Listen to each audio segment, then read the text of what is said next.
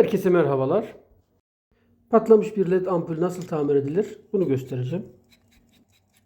Öncelikle ampulleri deniyorum. Gördüğünüz gibi ampuller yanmıyor.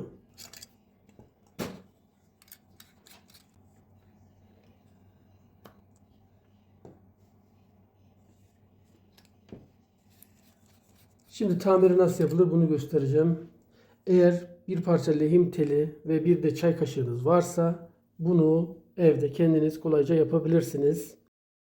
Öncelikle led ampulümüzün bu fanus kısmını bu şekilde çıkarıyoruz. Şimdi arkadaşlar içini kontrol ediyoruz. İçini kontrol ettiğimizde bakın burada bir ledin üzerinde siyah bir noktacık görüyoruz. Diğerlerinde yok ama bu ledde var. Bu o ledin patlak olduğunu gösteriyor. Şimdi hemen bir tanesini daha açıp tekrar göstereceğim. Yine bakın bunda arkadaşlar gördüğünüz gibi siyah bir noktacık var. Bu ledin patlamış olduğunu gösteriyor.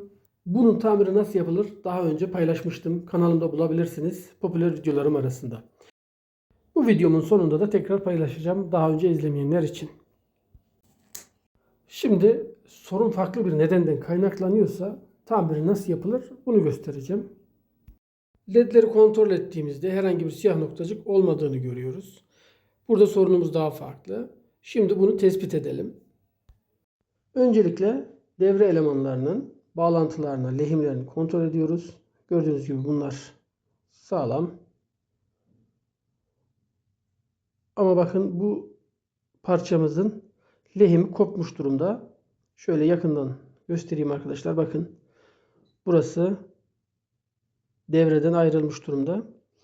Bu kopuk olduğu için akım sağlanmıyor ve ampulümüz yanmıyor. Bunu evde çok pratik bir şekilde yapabilirsiniz ve ampulünüzü daha uzun süre kullanabilirsiniz. Şimdi bunun tamirini göstereceğim. Bir parça lehim teline ihtiyacımız var. Bu şekilde bağlantısı kopuk yere tutuyoruz. Ve çay kaşığının ucunu ocakta iyice ısıtıyoruz. Hafif kızarıncaya kadar ısıtmamız gerekiyor. Daha sonra lehim teline bastırıp evet bu şekilde kaynağımızı yapıyoruz arkadaşlar. Bu telin fazla kalan kısmını da koparıp buradan çıkarıyoruz. Şu anda işlemimiz tamam. Bir damla lehim eriterek bağlantıyı sağlamış olduk. Gayet sağlam bir lehim oldu. Gördüğünüz gibi herhangi bir oynama yok. Şimdi denemesini yapalım arkadaşlar. Çalışıp çalışmadığını kontrol edelim.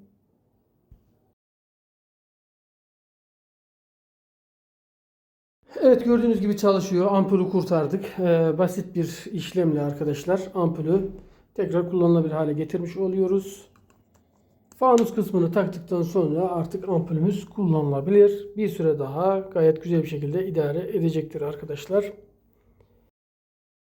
Bu tamamdır. Şimdi daha önceki videomu izlemeyenler için diğer ampulün nasıl tamir edildiğini göstereceğim. Burada bu siyah noktacık olan ledimiz patlamış olduğu için devre tamamlanmıyor ve ampulümüz yanmıyor. Yapmamız gereken öncelikle bu siyah noktacık olan ledi hafifçe kazıyoruz bıçağın ucuyla. Bu şekilde. Kazıyıp altının plakasını çıkarıyoruz. Gördüğünüz gibi burada hafif bir boşluk var. Buraya bir damla lehim eriterek bir köprü yapacağız. Lehim telini yine bu kısmı bu şekilde tutuyorum. Çay kaşığını güzelce ısıtıyorum. Ve lehim telini eriterek buraya bir köprü yapmış oluyorum. Bir damlacık eritmemiz yeterli. Şu anda gördüğünüz gibi bağlantıyı sağladık. İşlemimiz tamamdır. Bunu da deneyip sonucu göstermek istiyorum.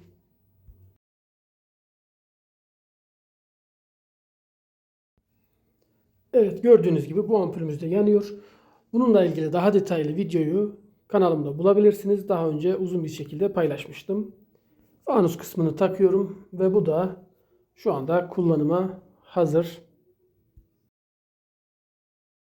Bunları basitçe bir çay kaşığı ve küçük bir parça lehim teliyle tamir etmiş olduk.